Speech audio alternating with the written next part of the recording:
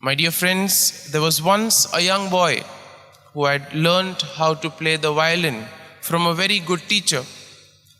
And as days went by, he was practicing. And one day, as he prepared and he began to play in public, people noticed something. He would play all the notes accurately, but still there was something that was missing. So an elderly man was passing by and he told him, "All your notes are accurate, but you lack the depth. The music is there, but the fire or the passion is missing." My dear friends, very often we see that passion or that fire or the zeal, what we speak, tends to be missing in what we do. And it is the zeal, it is that fire which makes things more comprehensible, it makes it more convincing. And therefore, in today's first reading, we have a kind of a similar story.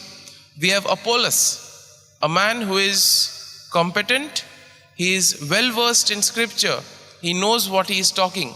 But again, what is missing is the depth. So the knowledge is there, but the depth is missing. And it is that depth which makes something very convincing. It is the depth which makes a person move from knowledgeable to become a witness. And then we see that he is helped by whom? Aquilus and Priscilla.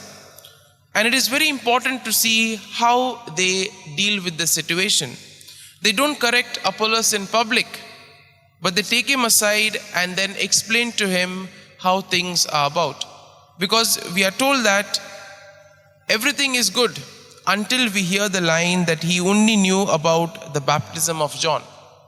And therefore he had knowledge, but it was not complete. And it is then Aquilus and Priscilla who then give him the complete knowledge of Christ.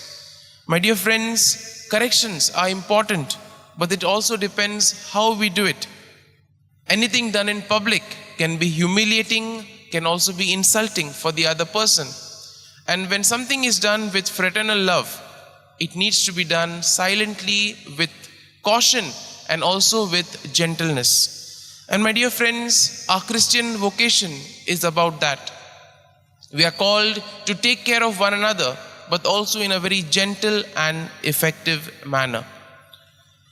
My dear friends, in today's gospel passage, we see that Jesus is telling us very plainly that no longer now I will speak in figures, but I will tell you plainly, which means that the disciples have understood something, they have not understood some things. And therefore Jesus tells them that now is the time for you all to reach fullness of what you all have understood.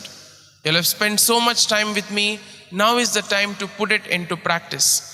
And that is what, my dear friends, is meant by being a witness. In our own lives, we see that we know the scriptures very well.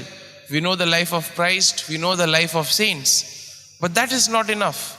We need to put those virtues into practice. We need to live out the virtues of Christ. And therefore, when we speak about being a Christian, it is to become Christ to others. And how do we become Christ? It is only through our words, through our actions, through our gestures. And for that, my dear friends, knowledge is not enough.